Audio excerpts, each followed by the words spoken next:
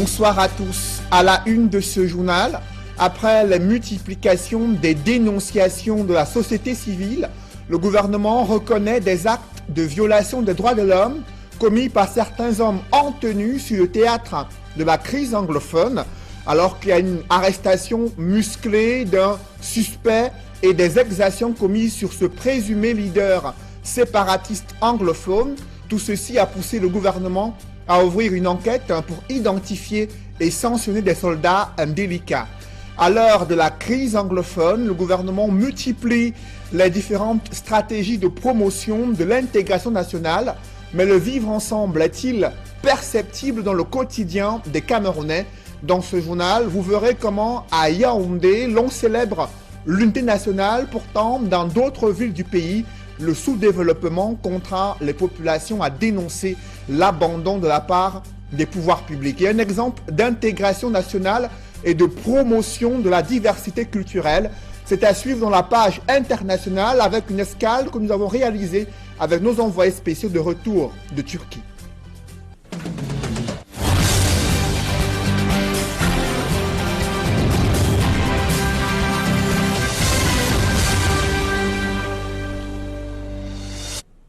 Merci de suivre cette édition complète de l'information sur Equinox Télévision. À l'heure de la crise anglophone, je vous le disais à l'instant, le gouvernement multiplie des stratégies de promotion de l'intégration nationale. Des jeunes ont été enrôlés pour une marche de l'unité à travers les principales artères de la capitale Yaoundé.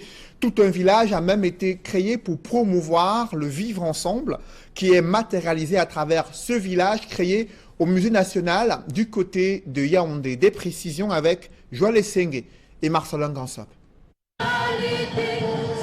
Des journées dédiées au vivre ensemble camerounais. Voilà qui a attiré du beau monde et grossi les rangs d'une marche qui n'a épargné aucun des 7 arrondissements de Yaoundé. En dehors des bienfaits que l'on tire de la pratique du sport, il était davantage question d'exalter les vertus de l'unité et de la solidarité nationale, mise à rude épreuve ces derniers temps. D'abord, la commune de Yaoundé 6 est la manifestation du vivre ensemble national. Vous allez remarquer, pour ceux qui connaissent l'arrondissement de Yaoundé 6, que tous les peuples du Cameroun vivent ensemble dans notre commune et vivent de façon harmonieuse.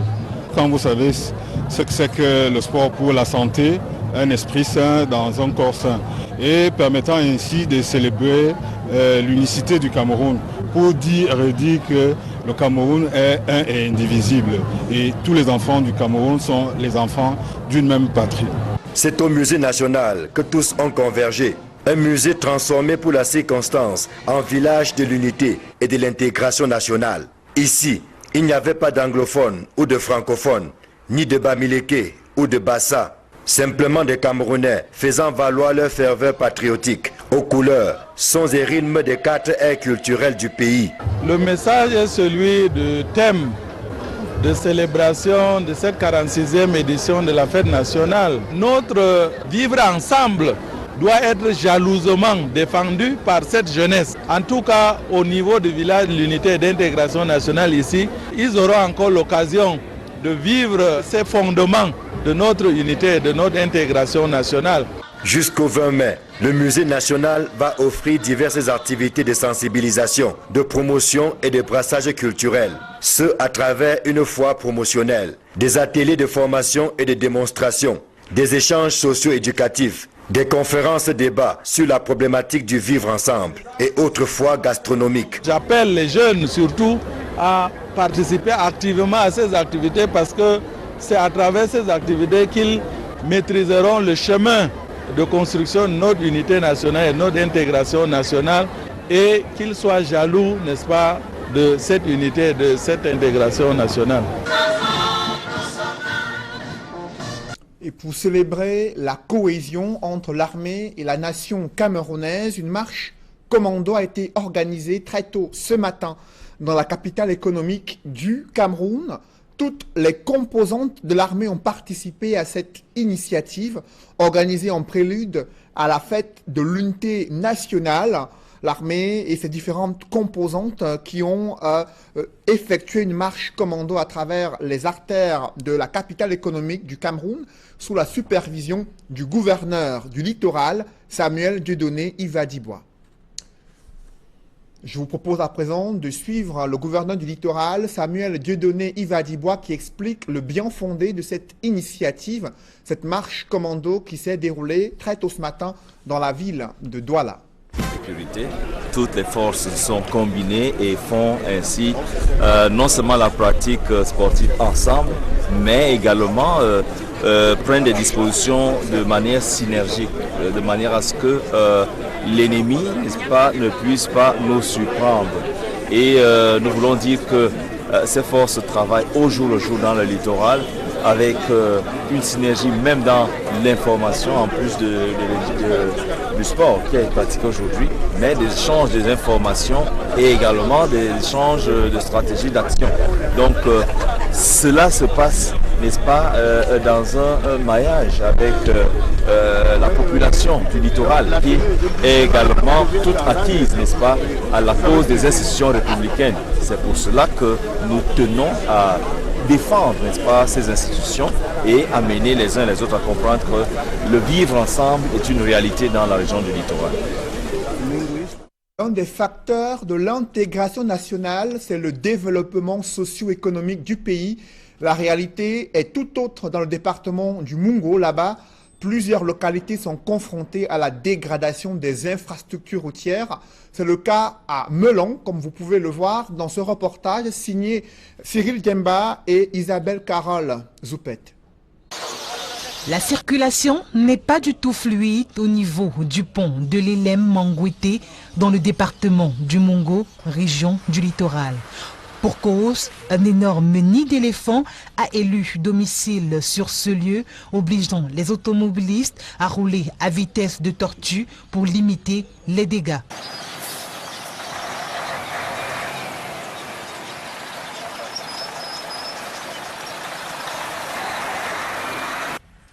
Selon les témoignages recueillis sur les lieux, ce gigantesque trou a à répétition causé des accidents et ôté la vie à bon nombre de personnes. Pourtant, c'est de jour en jour que ce creux a gagné du volume sous le regard des autorités compétentes.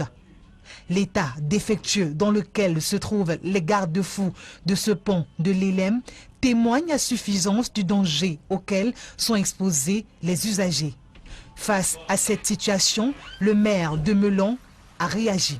Et vu le rapport qui m'est produit où il y a eu beaucoup d'accidents et avec beaucoup de décès ici, j'ai été saisi par le délégué départemental qui m'a demandé de faire quelque chose. C'est pour ça que, avec la décentralisation qui nous suit, nous n'avions pas hésité de faire des efforts pour combler ce trou. Ce dernier a également tenu à saluer la participation des populations dans l'exécution de ces travaux. C'est le lieu aussi de féliciter les populations de l'Élem-Mangouité qui ont donné un coup de main depuis le matin. On est ensemble, vous voyez l'effort qu'ils font malgré les engins. Ils ont contribué à une main d'œuvre qui ne dit pas son nom. Je leur dis le rendement de ce travail. De l'avis de nombreux usagers, les travaux de réhabilitation effectués par la municipalité de Melon ne sont qu'un vernis. Restons dans le département du Mungo, là où les populations sont exaspérées des promesses non tenues, principalement à Konsamba, chef-lieu de ce département. Dans certains quartiers, les routes sont impraticables, les points d'adduction en eau potable quasi inexistants et les écoles sont dans un état de délabrement avancé. C'est le constat que font nos reporters Cyril Djemba et Sylvestre Hippolyte Zangaou. Nous sommes au quartier 10, en Konsamba, au lieu dit Carrefour Abattoir, l'un des plus célèbres de la ville. Le nom de baptême de cet endroit est tiré d'une scène tragique. On avait arrêté un bandit ici au quartier. Bon, on l'a amené tout juste ici au Carrefour. et on l'a abattu. Et c'était devenu maintenant abattoir. Le carrefour abattoir trace l'histoire même du quartier 10. Un quartier dominé par l'insécurité de jour comme de nuit. Le sous-développement, avec l'absence des routes bitumées, de l'eau potable, des maisons presque toutes construites en matériaux provisoires. Pourtant, en 1998, lorsque les populations, courroucées par la multiplication des vols, soumettent les malfrats à leur vindicte, les autorités de la ville de Nkongsamba, descendues sur les lieux, promettent d'initier le développement du quartier 10. 20 ans après, rien n'a changé. Le véritable problème de population, c'est la route. Nous n'avions pas de route, ni de fontaine. Nous voulons que le gouvernement nous aide tout pour ça. Quand il pleut, il n'y a pas moyen. Pour prendre la moto, il faut payer le double tarif, puisque la route est mauvaise. Nos écoles sont en état de dégradation. Lorsqu'on regarde par exemple l'école Sebek-Mwambo ici en bas, oui, vraiment ça fait pleurer, ça fait pleurer. Dans une école qui a fait grandir beaucoup de personnes. Nous n'avons pas d'école publique, on a une école protestante, une école catholique et une école bilingue, avec un collège d'enseignement technique. En plus de ces besoins qu'expriment les populations du quartier 10, il y a le danger que présentent ces câbles électriques qui pendent et jonchent le sol, exposant ainsi les enfants et même les adultes au risque d'électrocution. Dans le reste de l'actualité, ils ont affronté avec une pointe de pression les épreuves écrites du concours d'entrée en 6e. Les jeunes candidats étaient nombreux ce matin dans les sous-centres d'examen de la capitale économique du Cameroun et des parents angoissés ont attendu toute la mi-journée afin de revoir leurs rejetons et leur demander comment ils ont affronté ces épreuves. Reportage avec François Dikoumé et Leclerc Sakem. Silence, ici on compose. À cette heure souvent de la journée, l'esplanade du lycée d'Aqua grouille de monde. Aujourd'hui, les données ont changé. Les élèves du primaire franchissent le premier palier de la vie scolaire. Ils sont une centaine à affronter les épreuves du concours d'entrée en 6e ce mardi dans ce centre. Les parents en rang serré à l'entrée de l'établissement donnent quelques conseils de dernière minute à leur progéniture. Au lycée d'Aqua comme au lycée de Bepanda, tout a été réglé comme sur du papier à musique. Dès le matin, nous avons commencé par les accueillir au portail. Dans les seuls, et nous avons mis sur pied toute une organisation pour les guider. Si vous avez bien constaté que les parents ne sont pas entrés. Donc nous avons pris toutes les dispositions pour que, sitôt que l'enfant est dans l'établissement, qu'il soit guidé dans sa salle de classe et pourquoi pas sur son banc.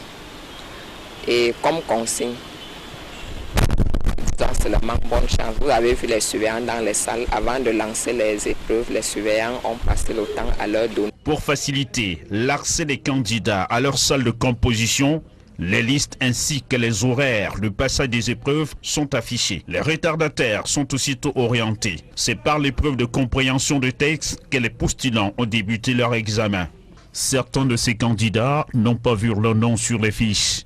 Les mesures ont été prises par le délégué régional des enseignements secondaires pour le littoral afin qu'il compose. C'est calme, les candidats sont présents et même ceux qui n'avaient pas le nom sur la liste, nous avons permis de composer et voir la situation d'après. Parler de l'aide de l'école où ils viennent, c'est que nous recevons les lycées qui viennent de l'enseignement de base, l'éducation de base. Peut-être que ceux-là n'ont pas déposé le dossier à temps. Pour ne pas pénaliser ces candidats, on laisse quand même composer. Et dans les dossiers, ce qui se passe après, s'ils ont déposé le nom, ces candidats seront fixés sur leur sort dans quelques jours. L'examen du sous-système éducatif anglophone, le Common Entrance, a été perturbé ce matin lorsque des coups de feu ont résonné non loin d'un sous-centre d'examen à Moliko, qui est un quartier de Boya, région du sud-ouest. Selon des témoins, des candidats pris de panique ont déserté les salles d'examen. Ils ont juste composé sur une seule épreuve. La réaction des autorités reste attendue. Vous avez certainement vu cette image qui a circulé sur les réseaux sociaux, une vidéo dans laquelle des hommes en tenue frappent à coups de machette un individu ligoté. La scène s'est déroulée sur le théâtre de la crise anglophone.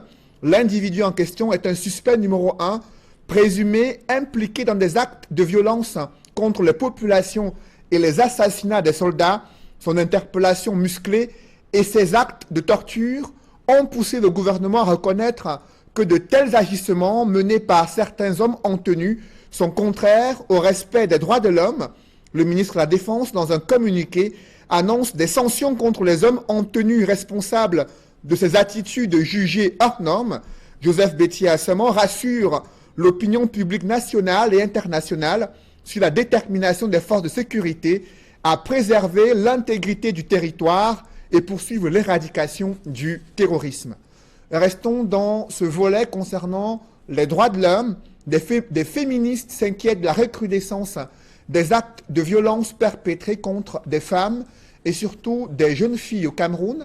Ces victimes qui, bien sûr, peinent à pouvoir s'exprimer et dénoncer leurs bourreaux. Les féministes s'adressent maintenant aux chefs des communautés et leaders d'opinion afin qu'ils s'impliquent dans ce combat contre les violences basées sur le genre. Des précisions avec Joël Essengue et Marcelin Gansop. Les violences basées sur le genre se multiplient au quotidien, au détriment des femmes et des jeunes filles qui gardent à jamais les séquelles. Il y a lieu de s'inquiéter à tous les niveaux. Au niveau du commissariat, nous en recevons. Comme actuellement, je suis sur une enquête de viol d'une fille de 8 ans par un monsieur de 40 ans. Je peux dire que c'est notre peur au quotidien, puisque là où je parle, même j'ai des dossiers sur la table concernant ces violences. Quand le bourreau se présente, il va commencer à nier. Il dit que vraiment, c'est pas moi, madame le délégué, je ne connais pas. Alors que la victime dit que vraiment, madame le délégué, voilà. C'est fort de cette montée en puissance du phénomène que le réseau national des associations des tantines a cru devoir réunir autour d'une même table divers acteurs, leaders communautaires et religieux, chefs de quartier, professionnels de la santé et autres fonctionnaires de police. Généralement, ce sont des personnes qui sont au cœur de l'action ou alors au centre et vers qui des personnes peuvent se rapprocher, des victimes peuvent se rapprocher plus facilement.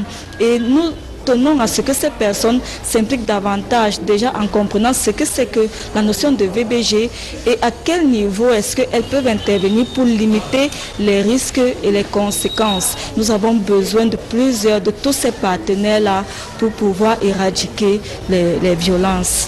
À divers niveaux de responsabilité, les acteurs se battent déjà tant bien que mal pour essayer d'inverser la courbe actuelle et apporter du réconfort aux victimes. De retour dans l'unité, je vais saisir le commissaire, rendre compte au commissaire afin qu'on organise une petite séance de travail pour sensibiliser également les collaborateurs, les collègues à l'accueil de ceux qui sont violentés pour qu'au moins au niveau du commissariat déjà, et se sentent bien. Je me dis qu'avec le réseau que nous sommes en train de créer, ça va beaucoup plus marcher. Parce que quand il y a un mal, il faut qu'on cherche des voies et moyens, comment le traiter. Et c'est ce que nous sommes en train de faire. Créé en 2005, le réseau national des associations des tantines s'est fixé pour défi suprême d'adresser les problématiques liées aux grossesses précoces. Ces missions se sont ensuite étendues à la prévention du viol, de l'excision, du repassage des seins, des divers abus et de la sous-scolarisation de la jeune fille. Alors que le code de la famille est relégué aux oubliettes, l'Assemblée nationale et les Nations unies conjuguent leurs efforts pour améliorer l'encadrement et la protection des jeunes filles au Cameroun. Joël Essengue et Guy Zogo.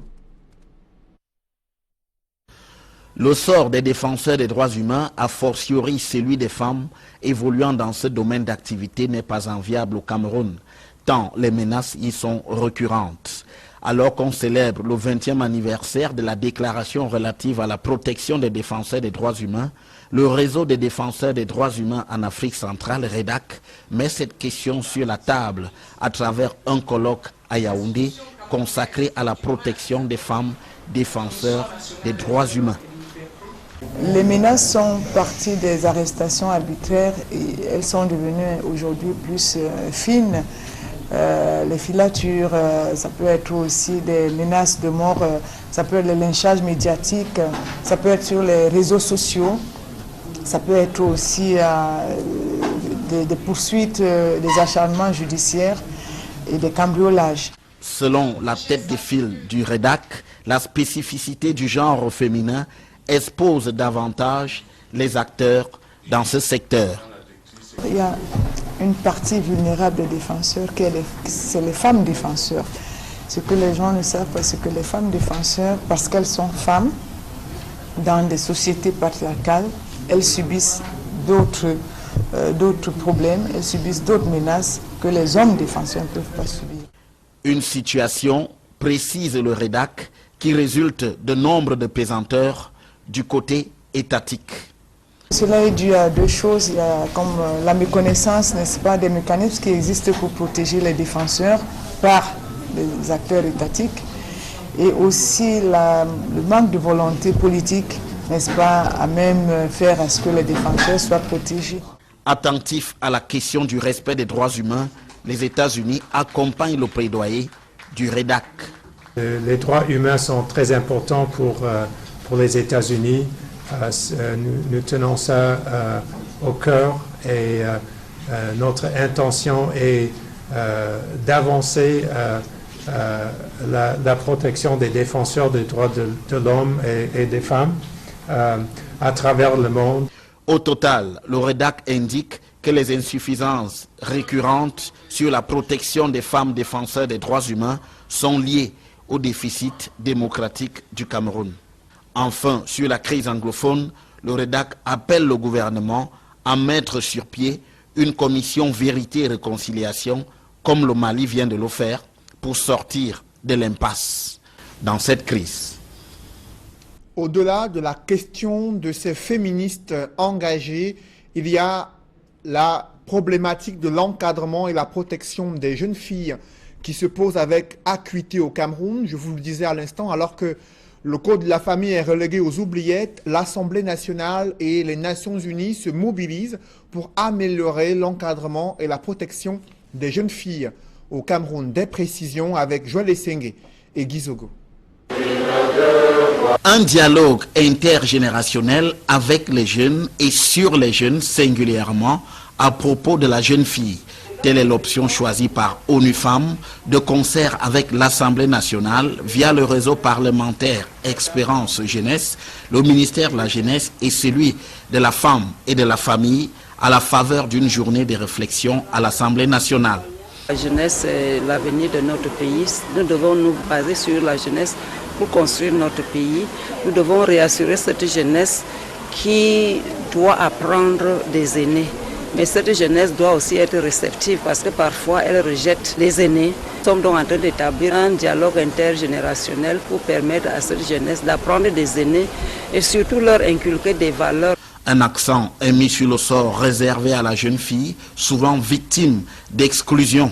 La jeune fille est particulièrement vulnérable parce qu'elle est victime de discrimination. La jeune fille ne va pas à l'école au même titre que les garçons. Il existe encore des familles qui privilégient l'éducation du garçon par opposition à la fille. Elle est victime de mariage forcé, mariage précoce, des maternités précoces. Pourtant, elle est très intelligente et c'est elle la mère de la nation parce que quand vous éduquez une fille, vous éduquez tout un pays. Pour arriver à sortir de ce cercle vicieux, le ministère de la Famille dit travailler auprès des familles, justement. Nous échangeons beaucoup avec les familles parce que l'éducation commence à la maison. Parce que si vous permettez aux jeunes garçons d'apprendre ces leçons alors que les deux vont être confrontés aux mêmes examens le lendemain, alors que la jeune fille va chercher de l'eau pendant que le garçon étudie ou joue au ballon, il est évident que la jeune fille... Donc nous sensibilisons au niveau des familles pour qu'il n'y ait pas de discrimination. Des initiatives que le Conseil national de la jeunesse encourage. Nous encourageons le gouvernement à continuer à nous accompagner pour promouvoir en fait le leadership jeune et surtout celui de la jeune fille. Continuer à encourager l'éducation de la jeune fille, sa place qui est une place très importante au sein de la couche camerounaise. Cette réflexion d'ONU Femmes autour de la question des jeunes et de la jeune fille en particulier s'inscrit dans l'optique de la réalisation de l'objectif de parité 50-50 d'ici 2030, des objectifs pour le développement durable. Cette journée consacrée à cette problématique est aussi soutenue par de nombreuses réflexions menées par des experts de divers horizons sur ces questions relatives aux jeunes et à la jeune fille. Elles sont également nombreuses, ces jeunes filles et femmes qui, généralement, à la cuisine, utilisent beaucoup de sel pour la préparation des mets qui sont appréciés par les membres de leur famille. Cependant, très peu savent que l'excès de consommation du sel expose au risque d'hypertension. C'est du moins ce que révèlent des spécialistes en la matière en prélude de la journée mondiale de prévention de l'hypertension artérielle. Des précisions avec Georges Mitterrand-Dame et Flavien Valondongo. Le sel de cuisine est un ingrédient qui se consomme à des degrés divers. Sa saveur dans les repas varie selon les consommateurs. C'est en fonction du goût aussi. Si madame cuisine et que je me rends compte que le sel ne suffit pas à mon aise, je mange juste un peu. Question d'avoir la saveur dont j'aimerais avoir. On n'a pas d'instrument spécialisé, c'est juste avec le goût, les papilles. Quand j'assaisonne, je goûte de temps en temps pour voir si ça suffit. Si ça ne va pas, j'ajoute. Si c'est trop, je mets un peu d'eau et puis je refais bouillir. La présence des boîtes de sel dans des cuisines et sur des tables à manger suscite des envies qui, lorsqu'elles sont poussées, deviennent un danger pour celui qui consomme. Oh, c'est le sodium qui est vraiment un problème. Parce que dans le sel, il y a 40% de sodium et 60% de chlore. Donc c'est le sel qui doit être contrôlé. Et en général, si on résume tout ce qu'on a consommé comme sel en termes de quantité, ça va être juste une cuillère à café de sel toute la journée qu'il faut consommer. Donc lorsqu'on déborde déjà les 2 grammes par jour, ça commence à être problématique. Les médecins révèlent que l'excès du sel dans un repas ouvre la porte à l'hypertension artérielle. Il faut éviter de préparer les aliments avec du sel. C'est mieux d'assaisonner avec un peu de sel en fin de cuisson et ne pas chercher à avoir un goût forcé du sel. Il faut simplement limiter parce que dans les aliments, naturellement, il y a toujours du sel. 95% de personnes hypertendues, il n'y a pas de cause. Et on dit aussi qu'il y a une cause héréditaire, mais il est très important de regarder plus les facteurs favorisants. Si 1 milliard de personnes souffrent des méfaits de ce tueur silencieux dans le monde, au Cameroun, la prévalence reste inquiétante. On est environ à 37% de personnes qui souffrent d'hypertension, qui est une maladie qui n'a pas de symptômes. Il y a des hypertendus qui ne sont pas connus. Donc il est très important de mettre l'accent sur la prévention. L'hypertension, dont la journée mondiale est prévue pour ce 17 mai, peut être évitée. Il faut faire de l'activité physique 30 minutes par jour et des activités continues, réduire la consommation de sel, réduire la consommation d'alcool, arrêter de fumer si on fume. Des observateurs s'accordent à dire que l'énergie réservée pendant la célébration de la journée mondiale consacrée à la prévention de l'hypertension devrait garder la même mouvance pendant et après la célébration de la journée. Après la pression de l'opinion nationale, le président tchadien Idriss Déby Itno est revenu sur sa décision de limoger un membre de son gouvernement, celle qui avait refusé de jurer sur le Coran lors de la prestation de serment du gouvernement tchadien devant le président Idriss Déby Itno. Finalement, il est revenu sur sa décision. Que s'est-il réellement passé? Élément de réponse avec Eric Martial Ndiomo. Andebeng Labe Madeleine Alingui. Je jure au nom de Dieu Tout-Puissant. Ces 2 incidents survenus lors de la cérémonie de prestation de serment des nouveaux membres du gouvernement tchadien continuent à animer les conversations dans les rues de N'Djamena, la capitale. D'abord Rosine Amané Dibergui, nommée ministre de l'aviation civile, des transports et de la météorologie nationale. Elle refuse au moment de la prestation de serment de jurer, car ceci est en inconformité avec le christianisme, sa religion. Elle propose en lieu et place de signer un engagement de loyauté. La Cour suprême, s'il m'est permis de prendre un engagement solennel devant Dieu et devant la nation et de signer la charte déontologique, je le fais. Sinon, il n'est pas permis de jurer. La Cour prend acte. Donc vous allez prêter le serment qui est prescrit par la Constitution. Elle sera dans la foulée remplacée par un haut cadre de l'armée, le général Mahamat Taï Rosi, qui sans embâche prêtera serment.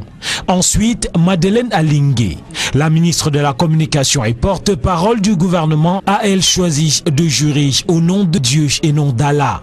Andebung Labo Madeleine Alingé, je jure au nom de Dieu Tout-Puissant d'être loyal dans mon travail, de ne pas trahir.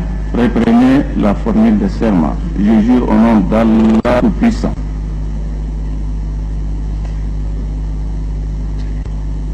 Je jure au nom de Dieu Tout-Puissant. S'il vous plaît, c'est la formule consacrée et qui a été retenue par les 3 confessions religieuses. Soit vous prêtez serment tel qu'elle dit, ou soit vous disposez, Madame la Ministre. Merci. Nous passons au suivant. Une posture qui va valoir le refus du président de la Cour suprême avant que n'intervienne Idriss Déby Itno, qui a rappelé que Dieu et Allah renvoyaient à la même entité. Allah et Dieu étant la même appellation du Créateur, nous invitons Madame Madeleine Alingé à revenir à la barre. Madeleine Alingé prêtera finalement serment. Andebung Labo Madeleine Alingé, je jure au nom de Dieu Tout-Puissant d'être loyal dans mon travail, de ne pas trahir la nation et le peuple, de ne pas détourner les deniers publics, de ne pas dévoiler les secrets d'État et de respecter les engagements contenus dans la charte déontologique du gouvernement. Merci. Cette situation, selon nombre d'observateurs, a jeté du discrédit sur la laïcité du Tchad, pourtant consacrée par la Constitution. Et la Perse. Au-delà de la controverse sur la scène internationale, la Turquie affirme au fil des ans sa puissance économique et tire l'essentiel de ses revenus du tourisme ancré dans l'histoire des empires qui ont régné sur le Moyen-Orient et la Perse. Nos envoyés spéciaux, Séverin Tchobon et Gladys Sidier, vous plongent à présent dans la découverte d'une ville turque partagée entre modernité et tradition. Reportage. De par son histoire et la richesse incomparable de son patrimoine, la Turquie est une terre d'accueil pour le tourisme international. Destination majeure entre l'Europe et le Moyen-Orient, les nationalités s'y bousculent.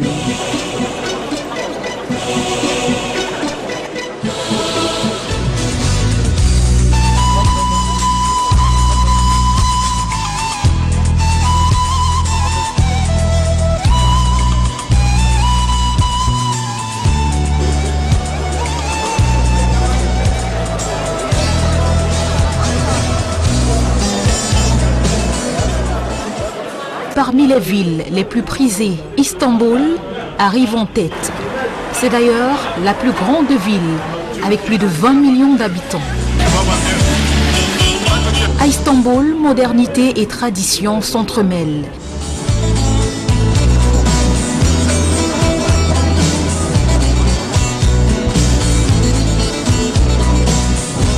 La Turquie a conservé toute son histoire et pour découvrir les vestiges, il faut se rendre dans la vieille cité.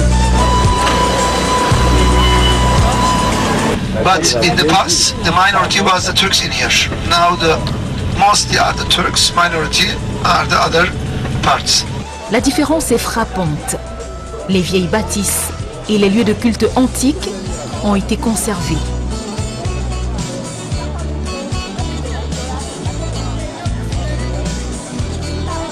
C'est le cas de la mosquée Sultan Ahmed, encore appelée la mosquée bleue, qui attire de milliers de visiteurs en longueur de journée. Elle a d'ailleurs été classée patrimoine mondial en 1985, au titre des zones historiques d'Istanbul. Afin de respecter la tradition, tout un processus est mis sur pied pour y accéder. Comme beaucoup d'autres mosquées, elle comporte la tombe du fondateur. Mais c'est la seule au monde qui compte 6 minarets.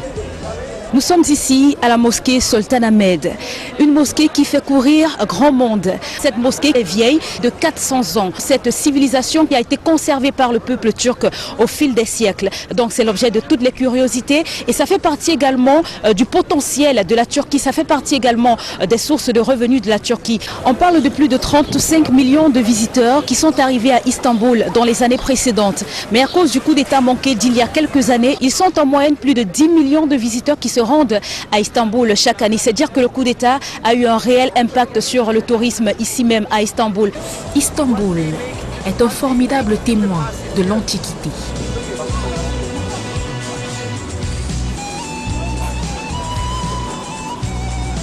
La tour Galata, qui est située sur la rive européenne, attire aussi de nombreux touristes. Elle est encore appelée la tour du Christ, construite en 1453. Elle a servi de prison, mais aussi de poste d'observation pour signaler des incendies dans le temps.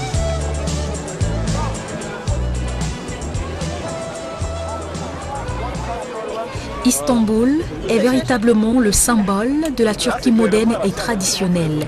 Une ville où l'Orient et l'Occident se rencontrent et se mélangent. La célèbre place Taksim en est la preuve.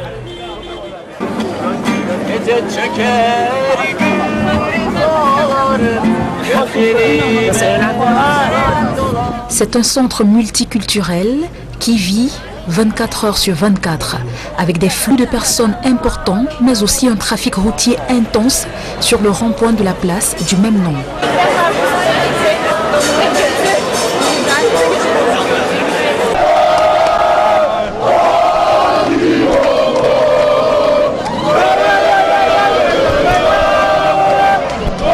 La place a été un important lieu de manifestation politique au cours de la plus grande partie de son existence. La Turquie fait partie des 5 pays les plus visités dans le monde. Le secteur du tourisme en Turquie compte parmi les plus dynamiques de l'économie et représente 5% du produit intérieur brut. Ce pays a vu défiler plusieurs grandes civilisations qui, chacune à son tour, a laissé des traces de sa grandeur. Grecs, romains, ottomanes, tous ont participé à la richesse actuelle du patrimoine turc.